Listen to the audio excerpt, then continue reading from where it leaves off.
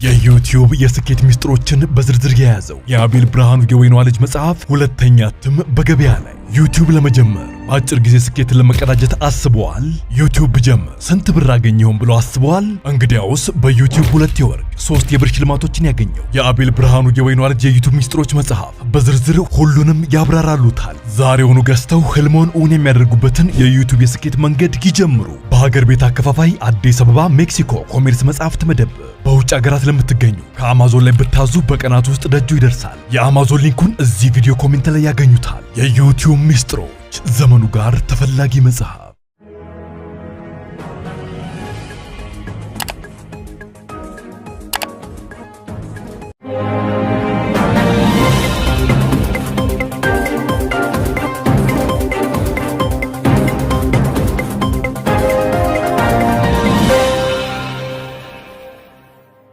ጤና ይስጥልኝ ክቡራትና ክቡራን የዩቲዩብ ቻናል ቤተሰቦች፣ ለመላው የእስልምና እምነት ተከታዮች በሙሉ እንኳን ለ1446ኛው የኢድ አልአድሃ አረፋ በዓል በሰላም አደረሳችሁ እያልኩኝ በዓሉ የሰላም የጤና ሀይሩን የምትሰሙበት እንዲሆን ከወዲሁ ተመኘው። ወደ መረጃዎቹ አልፋለሁ። ሁለት ያክል መረጃዎችን በዚህ ሰዓት የመረጃ ጊዜ አስደምጣችኋለሁ። የመጀመሪያው መረጃ ኢትዮጵያ የባህር በር የማግኘት መብት አላት። የአሜሪካ መንግስትም በኢትዮጵያ የባህር በር የማግኘት ጥያቄ ጉዳይ ከኢትዮጵያ ጋር ይቆማል፣ እንቅስቃሴዋንም ይደግፋል ሲል የአሜሪካ መንግስት አስታውቋል።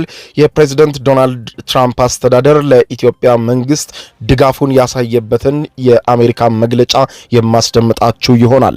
በሌላ በኩል ደግሞ ክቡራን አድማጮች የኢትዮጵያ መንግስት በኤርትራ ላይ ያለውን አቋም ግልጽ እንዲያደርግ በተጠየቀው ጥያቄ መሰረት የኢትዮጵያ ፌዴራል መንግስት በውጭ ጉዳይ ሚኒስትር በኩል በኤርትራ ላይ አሁን ላይ ያለው አቋም ከኤርትራ ጋር ያለው ግንኙነት ወደ ጦርነት ሊያመራ ይችላል ወይ፣ እንዲሁም ኢትዮጵያ ከኤርትራ የምትፈልገውን ነገር በግልጽ ቃል በቃል ያስቀመጠበትን መግለጫ ለህዝብ ተወካዮች ምክር ቤት ሰጥቷል። የኢትዮጵያ ፌዴራል መንግስት በጉዳዩ ዙሪያ መንግስት በኤርትራ ላይ ያለውን አቋምና ከኤርትራ የሚፈልገውን ነገር በግልጽ የተናገረበትንም መግለጫ እንዲሁ የማስደምጣችሁ ነው የሚሆነው። የዩቲዩብ ቻናሌን ሰብስክራይብ በማድረግ የደወል ምልክቷን መጫን አትዘንጉ። በርከት ያሉ ዓለም አቀፍና ሀገርኛ መረጃዎች ዩቲዩብ ላይ ሲጫኑ ቀድሞ ለእናንተ የማስታወቂያ መልእክት ወይም ኖቲፊኬሽን ይደርሷችኋል። ወደ ዝርዝር መረጃዎቹ አለፍኩ።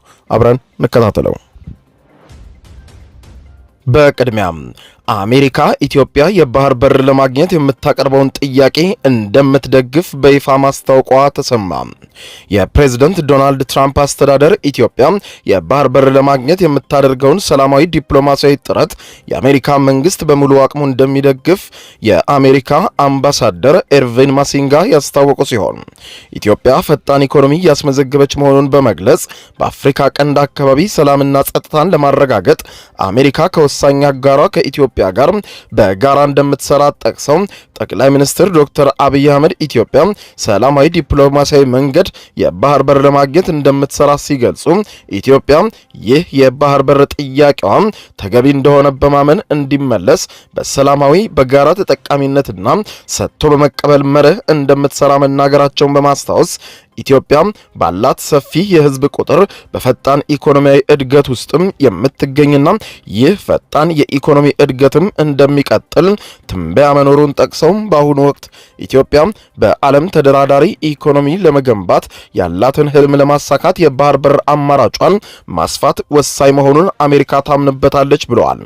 በሰላማዊ ዲፕሎማሲያዊ መንገድ የባህር በር ለማግኘት ኢትዮጵያ የምታደርገውን ጥረት የአሜሪካ መንግስት በማናቸውም አስፈላጊ ነገር ሁሉ እንደሚደግፈው አረጋግጠዋል። አምባሳደር ኤርቪን ማሲንጋ አክለውም በአፍሪካ ቀንድ አካባቢ ሰላምና ጸጥታን ለማረጋገጥ አሜሪካ ከኢትዮጵያ ጋር በጋራ እንደምትሰራ ጠቅሰው ኢትዮጵያ ቀጠናውን ወደ ሰላምና መረጋጋት እንዲመለስ አስተዋጽኦ እያደረገች መሆኑን ጠቅሰው ከኢትዮጵያ ጋር በጋራ መስራት አሜሪካ በአፍሪካ ቀንድ ያላትን ጠንካራ አቋም መሆኑን በማንሳት ኢትዮጵያ በቀጠናው ግዙፍ ብቻ ሳይሆን አቅምና ተጽዕኖም ያላት ሀገር ነች ሲሉ በቀጠናው ሰላምና መረጋጋትን ለማስፈን ሀገራቱ በጋራ እንደሚሰሩ የቀጠናው ሀገራትም ህዝቦች እድሎችን በመጠቀም የሚፈልጉትን መረጋጋትና እድገትም እንዲያገኙ የሚያግዛቸው እንደሆነም ኤርቪን ማሲንጋም በአጽንኦት ገልጸዋል።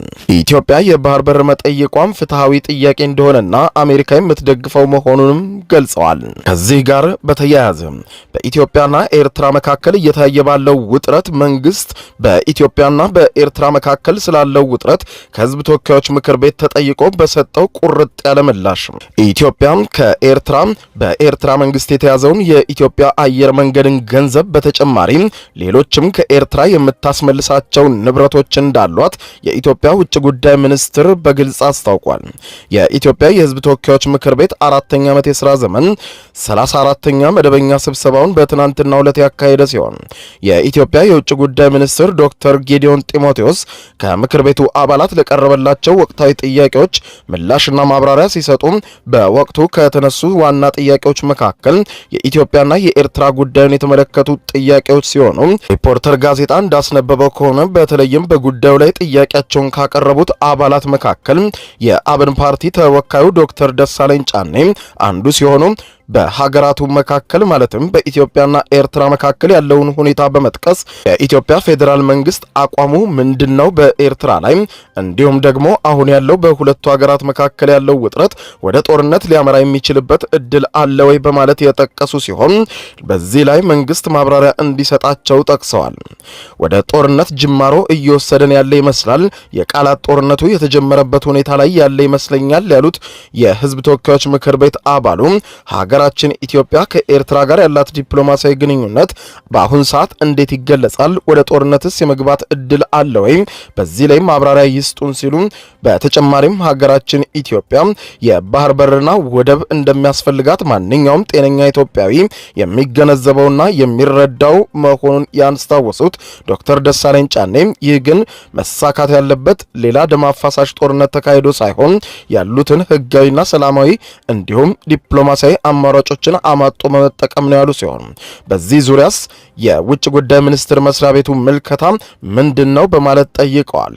ስትራቴጂካዊና ቀጠናዊ ጉዳዮችን የሚፈልጉትን ጥንቃቄና ትኩረት ማጣት እያየን ነው ሲሉ የጠቀሱት የህዝብ ተወካዮች ምክር ቤቱ በዚህ ላይ ተገቢውን ማብራሪያ የኢትዮጵያ ፌዴራል መንግስት እንዲሰጠን ሲሉ ጠይቀዋል።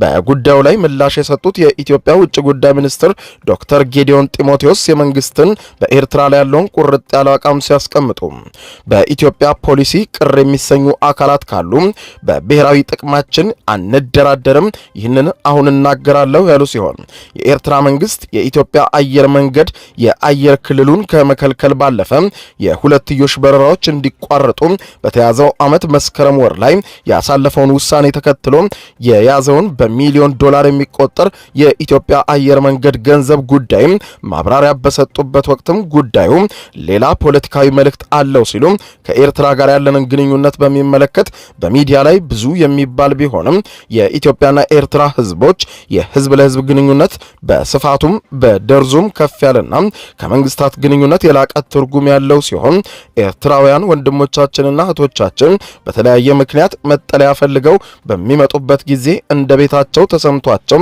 ለማስተናገድ በህዝብም በመንግስትም በኩል የሚደረገው እንቅስቃሴ እንደቀጠለ ነው ሲሉ በዚህ ረገድ ያለውን በጎ ተቀባይነትና አመለካከት መንግስት በህግ በፖሊሲ በአሰራርና በተቋም ደግፎ አስቀምጦታል ብለዋል። ይህም ስራ በህዝብ ለህዝብ ግንኙነቱን የሚያጠናክር እንደሆነ እናምናለን ያሉ ሲሆን መንግስታዊ እንቅፋት ቢኖርበትም የህዝብ ለህዝብ ግንኙነቱ ግን ተጠናክሮ ይቀጥላል ሲሉ ተደምጠዋል። አክለውም የማይመቹ ጉዳዮችን የምናይ እየሆነ ነው። እነዚህ ሁኔታዎች በሆደ ሰፊነትና በትዕግስት እንዲሁም በቀላሉ ምላሽ ባለመስጠት የምናልፈው የህዝብ ለህዝብ ግንኙነቱን ዘላቂነትና ትልቅ ፋይዳ በማሰብ ነው ሲሉ ምላሽ የሰጡ ሲሆን ይህ ሁሉ ሲደመር በኢትዮጵያ መንግስት በኩል ያለው ሆደ ሰፊነትና ነገሮችን አርቆ የማየት ነገር እንዲሁም በህዝብ ለህዝብ ግንኙነቱ በፖሊሲና በተቋም በመደገፍ የሚሰሩ ስራዎች ሁሉ የህዝብ ለህዝብ ግንኙነቱን ጊዜያዊ ጋሬጣዎች ጊዜያዊ ሆኖ እንዲቀጥሉ አስተዋጽኦ ይኖራቸዋል ያሉ ሲሆን የኢትዮጵያ አየር መንገድን በሚመለከትም የዓለም አቀፍ አቪዬሽን ድርጅት የአየር መንገዶች በተለያየ ሀገራት በሚያደርጉት እንቅስቃሴ ገንዘብ ለማውጣት ስለሚገጥማቸው እክል በተለይም የተለያዩ ሀገራት አየር መንገዶች ሀብት ይዘው አላስወጣ ያሉ ሀገራትን በተመለከተ በሚያወጣው ደረጃ መሰረት በቀዳሚነት የሚሰለፉ ጎረቤቶቻችን አሉ። እነዚህም ጎረቤቶቻችን ብዙ የአውሮፕላን ምልልስና የአየር መንገድ እንቅስቃሴ ያለባቸው አይደሉም ሲሉ ባለው ጥቂት የአየር ትስስር በአዲስ አበባ በቀን የሚኖረው እንቅስቃሴ በወር እንኳን ቢኖራቸው ገንዘብ ባለመልቀቅ ቁጥር 1 ደረጃ ላይ የሚሰለፉ ናቸው ሲሉ ኤርትራም በስም ባይጠቅሱም ጉዳዩን ለማብራራት በእነዚህ ጎረቤቶቻችን ዘንድ በዓለም አቀፍ ስርዓትና በተቋማት ሕግና መርህን አተኩሮ የመስራት ጉድለት ቢኖርም በእነዚህ ተቋማት በኩል ገንዘባችንን ለማስመለስ የምናደርገው እንቅስቃሴ ሲቀጥል ያለን ሀቅና ንብረት ተሰብሳቢ ሂሳብ የአየር መንገዱ ብቻም ሳይሆን ሌሎች ከኤርትራ የምንሰበስባቸው ሂሳቦችም አሉ ሲሉ እንደሚታወቀው ከዓመታት በፊት የካሳ ኮሚሽኑ የወሰነውን ገንዘብም ተሰብሳቢ ያለም ቢሆንም በሆደ ሰፊነት ያልሰበሰብናቸው በገንዘብ የሚገለጹ በገንዘብም የማይገለጹ ንብረቶች በመኖራቸው እኛም በሰላማዊ ፖለቲካዊ እንዲሁም ህጋዊ አግባብ ንብረታችንና ጥቅማችንን ከኤርትራ ለማስመለስ የምናደርገውን እንቅስቃሴ እንቀጥልበታለን ያሉ ሲሆን በገንዘብ ምንዛሬ እጥረት ምክንያትም መሰል ችግር ማጋጠሙ የተለመደና በንግግር የሚፈታ ቢሆንም ይህ ጉዳይ ግን ከዚያም ያለፈ ፖለቲካዊ መልእክት ያለው እንደሚኖረው መገንዘብ ይቻላል ሲሉ ብሔራዊ ጥቅማችንን በተመለከተ የምንከተለው ፖሊሲ የኛ ጥቅም ለናንተም ጥቅም አለው በሚል በዲፕሎማሲያዊ አግባብ የማስረዳቱን ስራም በመቀጠል በሂደት እንግባባለን ብለን የምናስብ ቢሆንም እነርሱ ግን ቅር ይላቸዋል ብለን ብሔራዊ ጥቅማችንን አሳልፈን አንሰጥም ማለታቸውም ተዘግቧል። ገንዘብ ባለመልቀቅ ገንዘብ በመያዝ ደግሞ በጣም ቁጥር 1 ደረጃ ላይ የሚሰለፉ ናቸውና ይሄንን የሚከታተል የዓለም አቀፍ ድርጅት አለ። ይሄንን የተመለከተ የዓለም አቀፍ ስምምነት አለ። በእነዚህ ጎረቤቶቻችን ዘንድ በዓለም አቀፍ በጎረቤት ሀገር ባለው መንግስት ዓለም አቀፍ ስርዓትን ዓለም አቀፍ ተቋማት ጋር ህግን አክብሮ መርህን አክብሮ የመስራት ጉድለት ቢኖርም እኛ በእነዚህ ተቋማት ንብረታችንን ገንዘባችንን ለማስመለስ የምናደርገውን ጥረት እንቀጥልበታለን። ያለን ሀቅና ንብረት ይሄ ብቻ አይደለም። ተሰብሳቢ ሂሳባችን የአየር መንገዱ ብቻ ሳይሆን ሌሎችም የሚጠቀሱ ተሰብሳቢ ሂሳቦች አሉን። እንደሚታወቀው የካሳ ኮሚሽን ነበረ። የካሳ ኮሚሽኑ የወሰነልን ገንዘብም አለ። ከዛም ተሰብሳቢ አለን። በወደ ሰፊነት ብዙ እስከዛሬ ያልተሰበሰቡ አሉ። በገንዘብ የሚገለጹ በገንዘብ የማይገለጹ ሊኖሩ ይችሉ ይሆናል። በሂደት ታያል ማለት ነው። እኛ በሰላማዊ ፖለቲካዊ ህጋዊ አግባብ ንብረታችንን ጥቅማችንን ለማስከበር የምናደርገውን እንቅስቃሴ እንቀጥልበታለን። እዚህ ጋር ማስገንዘብ የምፈልገው ነገር የሃርድ ከረንሲ እጥረት ኖሮባቸው እንደዚህ ያለ ችግር ማጋጠም የተለመደ ነው። በንግግር ይፈታል። ይሄ ጉዳይ ግን ከዛም ያለፈ ፖለቲካዊ መልእክት ሊኖረው እንደሚችል እንገነዘባለን። እሱን ታሳቢ ያደረገ እንቅስቃሴ እናደርጋለን። ስለዚህ ብሔራዊ ጥቅማችንን በተመለከተ የምንከተለው ፖሊሲ ቀየማቸው ካሉ የኛ ጥቅም ለናንተም ጥቅም አለው ብለን በዲፕሎማሲ አግባብ የማስረዳቱን ስራ እንቀጥላለን። በሂደት ደግሞ እንግባባለን ብለን እናስባለን። ነገር ግን እነሱን ቅር እንዳይላቸው ብለን ብሔራዊ ጥቅማችንን አሳልፈን አንሰጥም። ክቡራን አድማጮች ለሰዓቱ ብታደምጧቸው መልካም ናቸው ያልኳቸው አጫጭር መረጃዎች የሰማችኋቸው ናቸው። ከሰዓታት በኋላ በሌላ መረጃ ተመልሰን እስከምንገናኝ በያለንበት የዓለም ዳር ቸር እንቆይ።